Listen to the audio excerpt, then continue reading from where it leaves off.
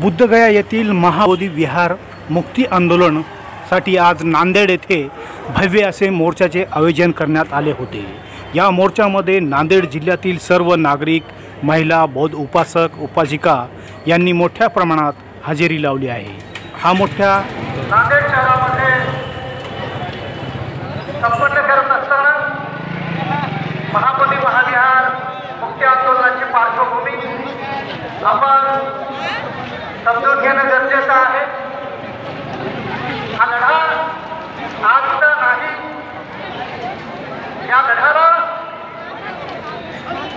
सर्वांनी 1891 या मोर्चाचे आयोजन नांदेड जिल्ह्यातील भिक्खू संघाच्या वतीने करण्यात आले होते।